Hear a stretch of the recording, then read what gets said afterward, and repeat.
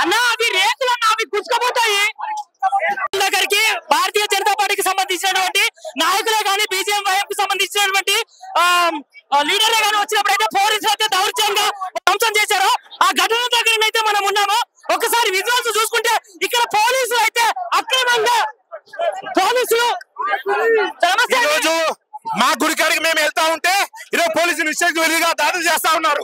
ఈరోజు దీనికి ఈ ప్రతికారం ఇది. ఈరోజు స్థానిక ఎంఆర్ఓ అనితా రెడ్డి గారు ఇక్కడ ఇచ్చేసి గుడిని దర్శనం చేసిరు. పెద్దమ్మ టెంపుల్ 80 ఏళ్ల నుంచి 90 ఏళ్ల నుంచి ఇక్కడ టెంపుల్ ఉంటే ఈ గుడిని దర్శనం చేస్తా ఉన్నారు. వెంటనే అమ్మవారి గుడిని పునఃప్రతిష్ఠించాలి. లేని బీజేపీ మాట్లాడలో బరాబరి తేళ్లు దిగినాయి. రేపు పొద్దున మొత్తం ఇది అనంత తెంపేస్తాం. గుడిని మేమే ప్రతిష్ఠిస్తాం.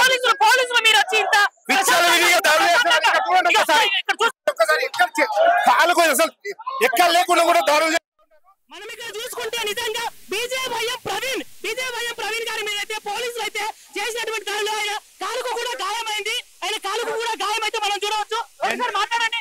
వెంటనే పెద్దమ్మ టెంపుల్ ఇక్కడ ప్రదర్శించాలి. లేని బీజేపీ ఆధ్వర్యంలో పెద్ద ఎత్తున ఆందోళన కనుకృతం చేస్తాం. ఈ రోజుతో మనం అరెస్ట్ చేస్తావా, జైలుకు పంపిస్తావా మీ ఇష్టం. ఏ చేసినా కూడా ఎన్ని కేసులు పెట్టినా కూడా పీడీ యాక్ట్ అవుతావా, రౌడీ షీట్ ఓపెన్ చేస్తావా, ఓపెన్ చేయి. మా గుడి మాకు కావాల్సిందే. ఈ రోజు పోలీసులు మొత్తం అమ్ముడు పోయారు ప్రభుత్వానికి. ఈరోజు అమ్ముడు పోయి ఈరోజు మా పైన విచ్చలవిడిగా దాడులు చేస్తా ఉన్నారు. విచ్చలవిడిగా కొడతా ఉన్నారు కార్యకర్తలు.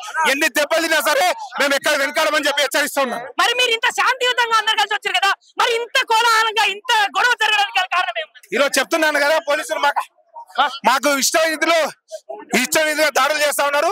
వెంటనే దాడులు ఆపాలి. మా పెద్దమ్మ తల్లిని పునరుద్ధరించాలి. ప్రతి ఒక్కటి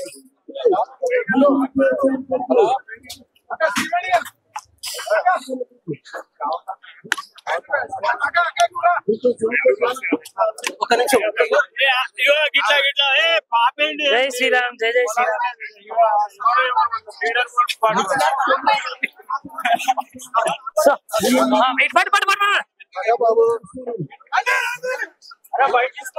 తీసుకోవాలి ప్రతి ఒక్కరిది. మనం వచ్చిందే వాళ్ళ కోసం. ఇక్కడ ఇదిగా